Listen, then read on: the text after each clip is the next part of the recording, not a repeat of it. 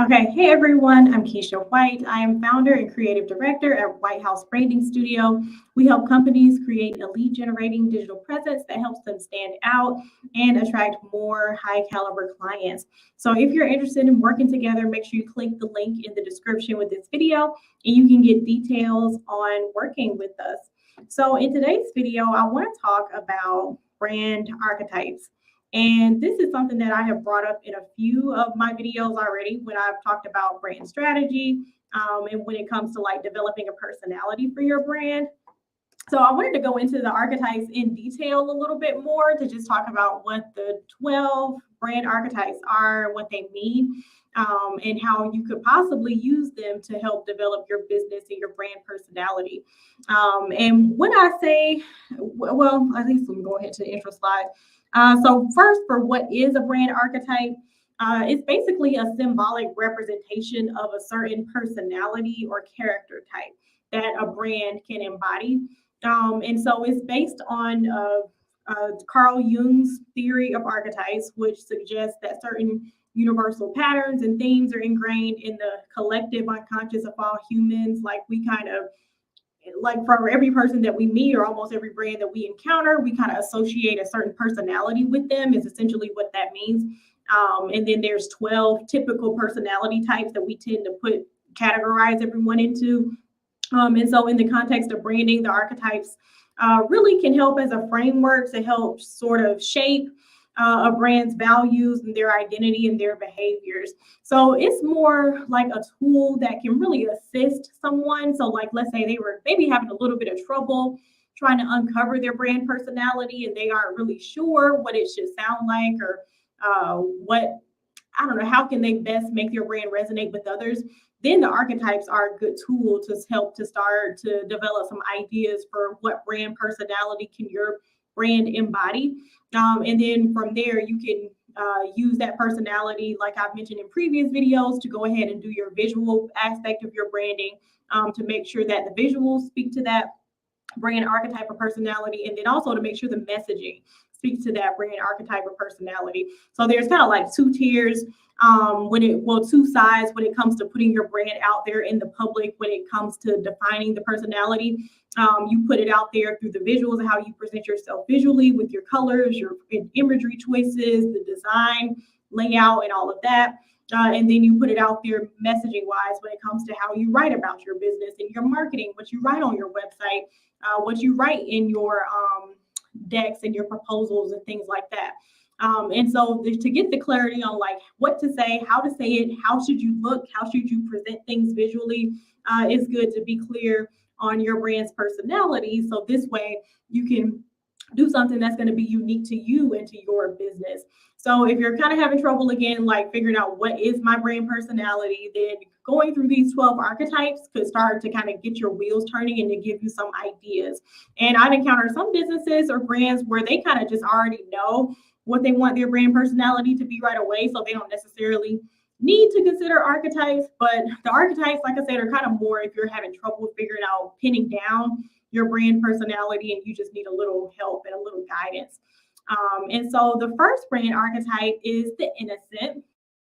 So innocent brands represent purity, simplicity, and optimism.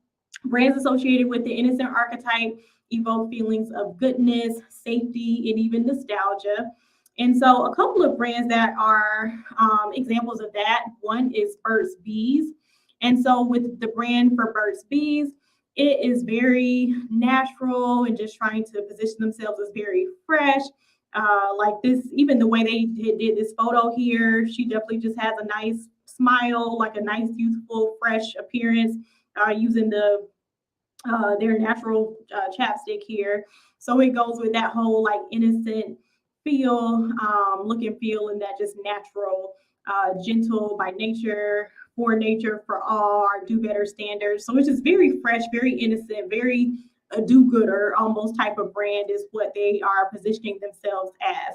And so that's typically how innocent brands are positioned, as something that's like fresh, natural, do good. And then we even have another brand here that actually they name their business the Innocent, I think, Drinks or something like that. Let me share their screen. So for this one, this is a drink company, and they literally named it Innocent Drinks. And they say they want to make the world better with being carbon neutral, pack their drinks full of good stuff from Mother Nature. So they just come off as just very wholesome, like again, that do-gooder type of feel, very wholesome type of brand. And so that is the first archetype, the innocent one. And so archetype number 2 is the explorer brand. And so explorer brands, they typically symbolize adventure, discovery, and independence. They inspire curiosity, encourage exploration, and embrace new experiences. And so some brands that are examples of explorer brands, one is National Geographic, definitely.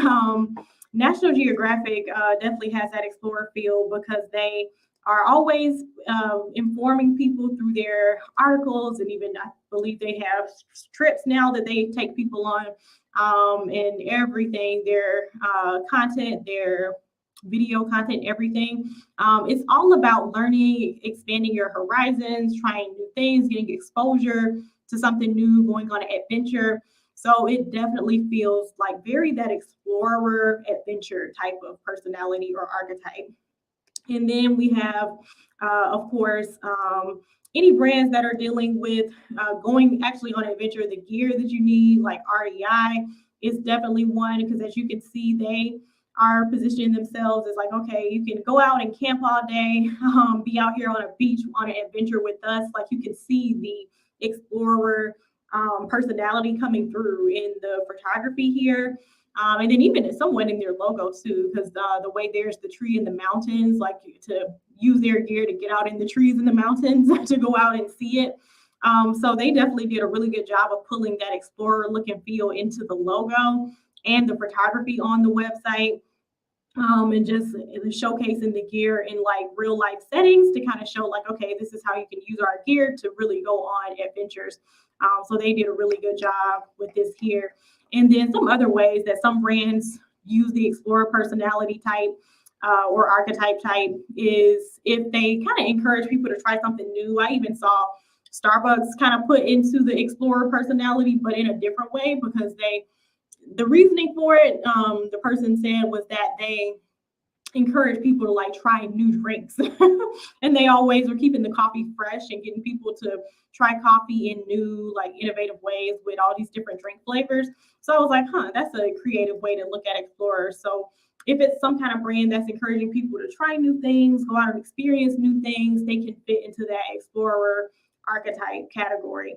And then brands too can also kind of fit in like a couple of archetype categories. So it doesn't even have to just be one. Sometimes, often, I will say, I think you see brands that kind of embody a couple of archetypes. So sometimes it's a little bit of both, or a little bit of two archetypes for a lot of brands. And so the next one is the Sage. So Sage brands embody wisdom, knowledge, and enlightenment.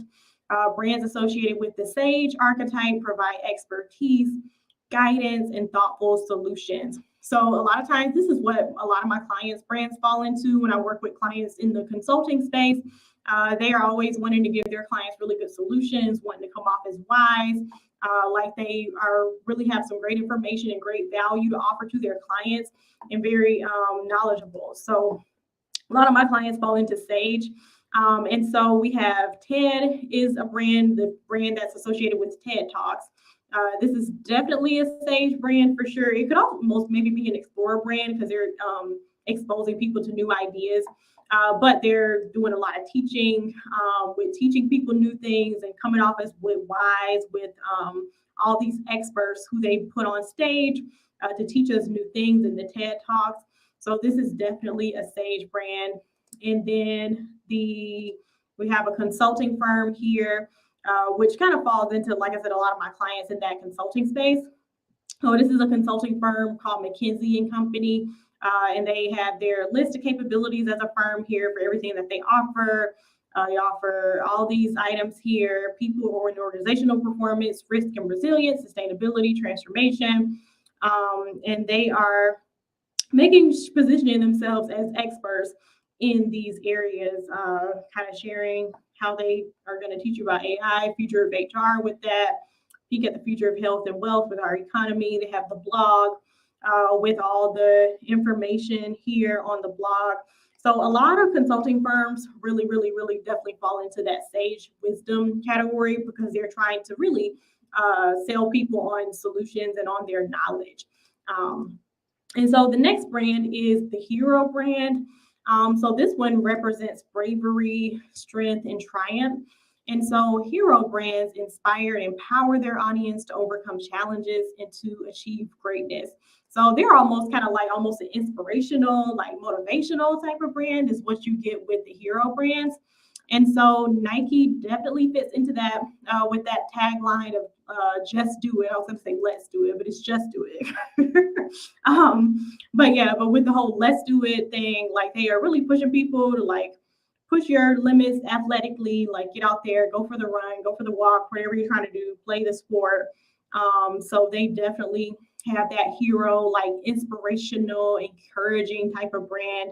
I could even see motivational speakers kind of falling into the hero brand as well, because they're always encouraging people to go after their dreams and trying to inspire people with their speaking that they do as well. And then Tesla is a bit of a hero brand. And here's why, because they are trying to use tech to kind of decrease the carbon footprint. So they're kind of on a somewhat of a mission to kind of save the planet a little bit. And then it makes people feel very inspired and empowered when they are in a vehicle that's like so futuristic and so conscious of the environment based on their car that they're driving. So it kind of has a bit of a hero feel as well. And then our next one is the Outlaw brand. And so outlaw brands, they symbolize rebellion, nonconformity, and disruption. Outlaw brands often challenge the status quo and promote freedom of expression and individuality. And I've had some clients I've worked with, like especially clients who really want to push the break out against the norm when it comes to making companies more diverse and inclusive and stuff like that. They tend to kind of fall into outlaw a little bit because they're trying to kind of disrupt their industry, trying to disrupt the status quo. So anything where a brand is trying to disrupt the status quo of like what's just quote unquote always been, and they want to rebel against that and make things better, those fall into the outlaw brands. And then it could even be just brands that have like a bit of a rebellious streak, like even brands, let me do my next slide, the Harley Davidson brand, like motorcycles, people always associate that with like a little bit of a feeling of rebellion, like they're out on the open road, just driving through. So brands like that can definitely fall into outlaw brands too, or even if it's like a fashion brand that feels a little bit rebellious in how they show off their clothes, like maybe they have rebellious looking clothes that kind of go against the grain, like that could be an outlaw too. And then of course Ben and Jerry's, I feel like they always fall into my examples because they have just branded themselves so well in such a unique way for them to be an ice cream company. But anyhow, they, with this strong activism piece as a part of their brand, they even literally have it in the top menu bar to make sure you can see it and you're going to know about it. And they call it our progressive values, issues we care about. And so they are definitely trying to disrupt the status quo by fighting for these things like the human rights and dignity, social and economic justice, environmental protection, and then putting that in their top menu bar on their website, showing how important it is and how much they emphasize it. Because some companies, even when they do have issues that they are like philanthropic issues, I guess, you don't typically see that stuff in the top menu bar. A lot of times it's hidden away like in the footer, or maybe sometimes if you go to their about page and you kind of snoop around on the about page, they may have like a philanthropy section on the about page or something, but for them to put it front and center in that top menu bar, this is how you know it's very, very important for their brand to show that. And so now we are going to our next one. So the next archetype is the lover. And so the lover embodies passion, desire, and intimacy. Lover brands create experiences that foster emotional connections, sensuality, and deep relationships. So this doesn't always have to be like romantic. This could be something that just inspires you to connect better with your friends or connect better with family members. If you have any type of brand that's about fostering connection between humans, humans connecting with one another, that can kind of fall into the lover brand. So I could see maybe even like therapists somewhat falling into this because they are giving people those emotional tools that they need to connect better with people around them. Um, but yeah, we have a couple here. So Tiffany and Company is one when it comes to like a product-based business because typically a lot of times people are buying the jewelry for a special occasion, for like a gift for somebody. Even in this banner up top, they are really marketing on that, saying celebrate June birthday. Tiffany pearls. That's to give to somebody else to make them feel good for their birthday. And then they say our graduation gifts are the perfect way to say congratulations. Like that's a kind of relational thing too. Like give them a nice gift. So it's always encouragement of like giving people the gifts, and then they really hone in on that, creating the connection here. And then they have the explore love and engagement, like the kind of foster connection, love. So that's how they branded themselves in this another way. And then another one, this is a fun one for the lover brand, is Hallmark. Hallmark, they make, of course, those nice greeting cards that all of our parents, I'm sure some parents still love to give. And those greeting cards are like to show love to somebody for their birthday or any occasion. I know there's a whole list of occasions on this drop down. But any occasions for people in your life, if you want to make them feel special, you want to make them feel good. Hallmark offers the things you can give people for that. So again, this lover example, it falls into brands that are about fostering relationships, intimacy, and making people feel closer and more connected. And it can, I guess, be romantic relationships too, because Victoria's Secret actually falls into this category too.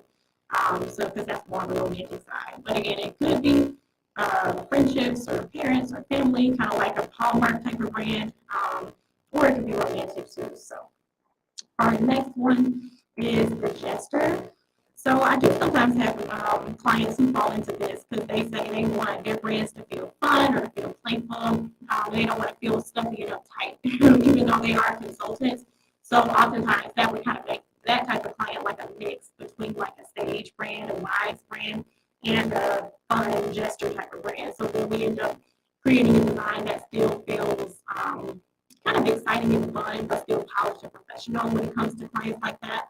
And so the gesture brand represents joy, humor, and playfulness. Gesture brands entertain, bring laughter, and create a lighthearted experience for their audience.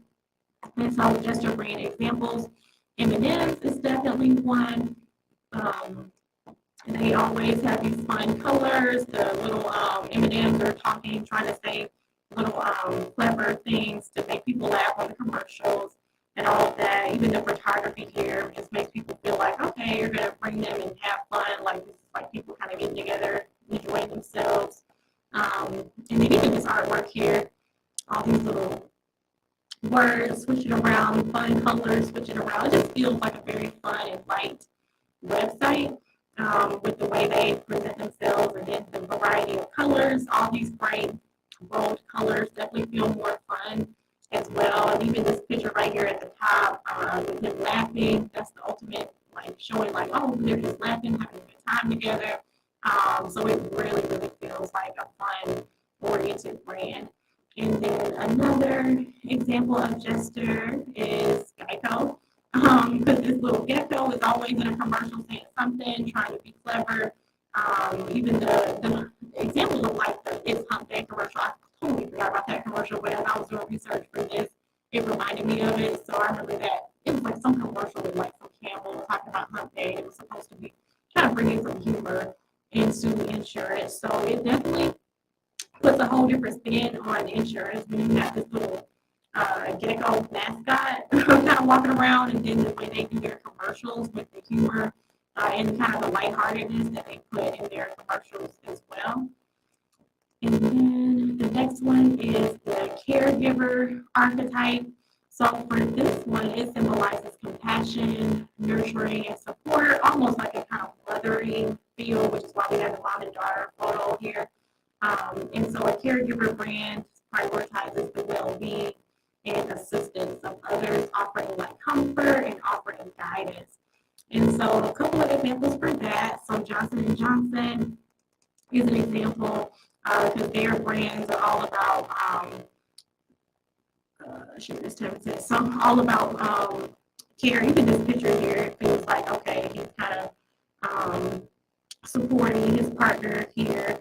It looks like, and then they even have all these tips here, like on things you need to watch out for to take care of yourself. They even have caring and giving as a tab here. So there's a lot of like caregiver related content in here on like what can you do to better care for yourself. And then as we know, all their products are like self-care, a lot of self-care related products to help us take care of ourselves. And to be our best physically, take care of our bodies.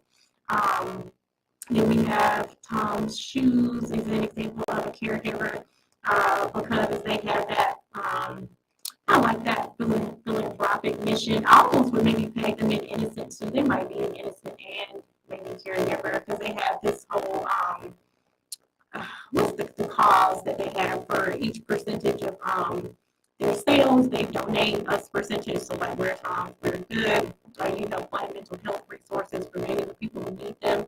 So they're kind of taking almost a caregiver approach by purchasing their shoes. You're able to support this cause that they are aligned with. And then they even have mental health tips in here to show, I guess, for their customers, and they want to read about mental health tips through their website. So these definitely are some caregiver brands. So any brands that are involved in helping people really take care of themselves, making them feel supported, taken care of and nurtured, those are examples of caregiver brands. And then we have the ruler archetype. So for this one, they embody power, authority, and control. Ruler brands emphasize leadership, responsibility, and providing a sense of structure and stability. So when I think of ruler, I thought of like, okay, that leader, that business person, that person is just that hard-nosed, like driving things forward type of brand. And so for this brand, American Express is that brand because they position their credit cards for like those high-end, like business class types of consumers. So you can even tell on the website, like they definitely look like they're in a business meeting saying reward your business with a free night. And this one, save on business travel anywhere. So it's very clear right away on their website who they're going after, like people who probably have a business or who are some kind of like decision makers somewhere in a business. So that is clear there. And then our next one for the ruler archetype is definitely Mercedes-Benz is one too, because they are targeting like those kind of like high rollers, like people who want this very classy, elevated ride. And so they are definitely falling into that the ruler category as well. And then I'm going back to my presentation. And then our next archetype, we're almost done because there's 12. So our next one is the creator archetype. And so this one represents innovation, imagination, and individuality. Creator brands encourage self-expression, creativity, and the pursuit of unique ideas. And so a great example for this is Adobe. I am in there every day making stuff. But Adobe definitely creates tools that all designers are using to create things for our clients or for ourselves or just people that enjoy design. And so they definitely are encouraging people to create things, express their creativity. And then another one is Etsy. It's a very good creator type of brand. And they are encouraging creators, and even loses the spies from creative sellers. So they're encouraging the creative sellers to like get on here, get on their platform, and sell their items, put their items out there to the public. And so they have all these unique creative things from individuals all over the country. And they even call this a creator collab. So very, very creative in the way they present and market their website.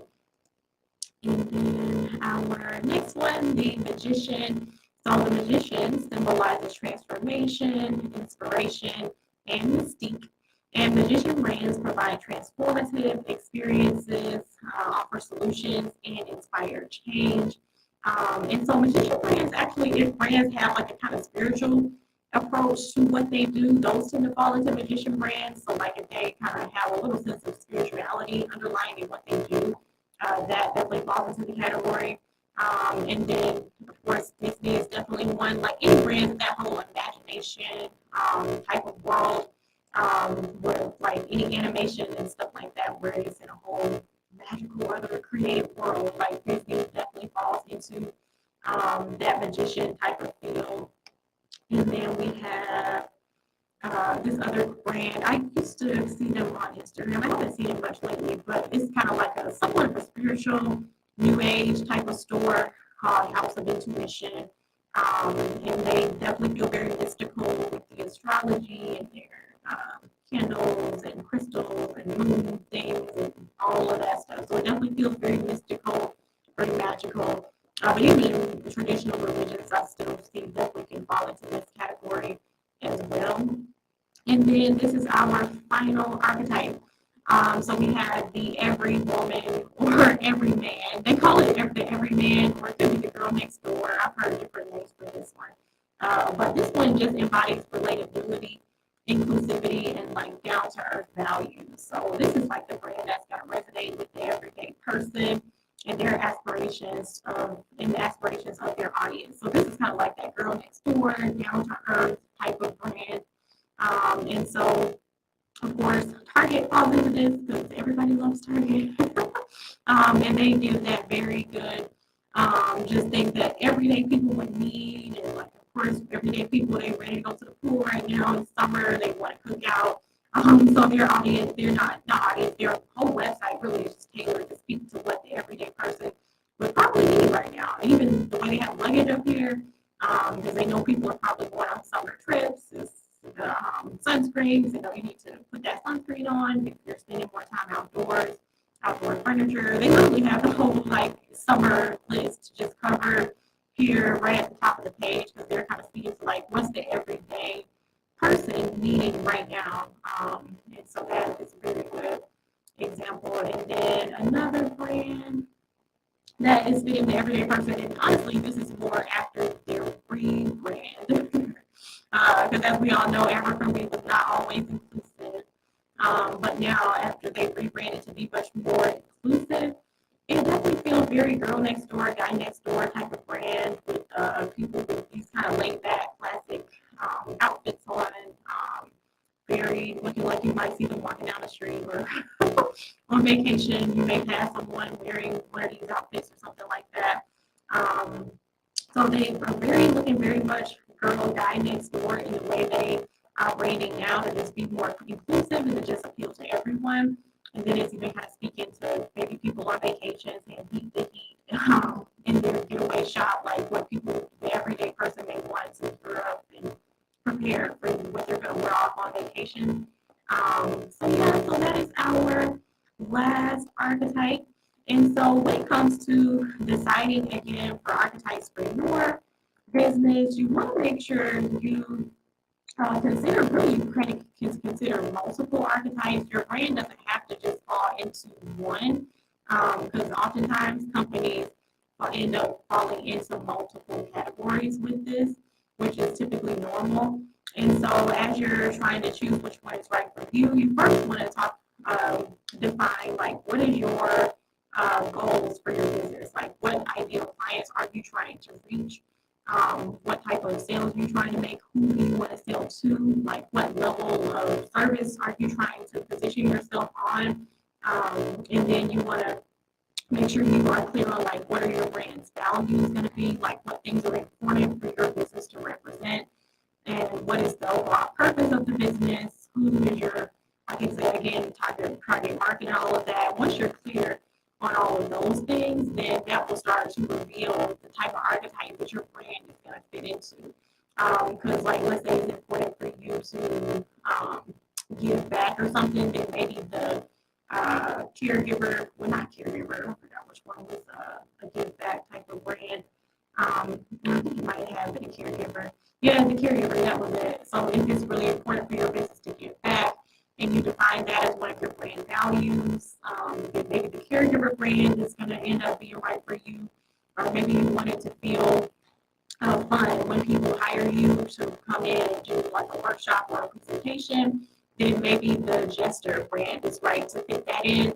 But you also want to be perceived as knowledgeable and wise yet fun, then maybe it's that one with that mix of like that sage plus the Jester. So you want to make sure in your design that the design feels fun, but it also feels like something that people are going to take seriously and respect.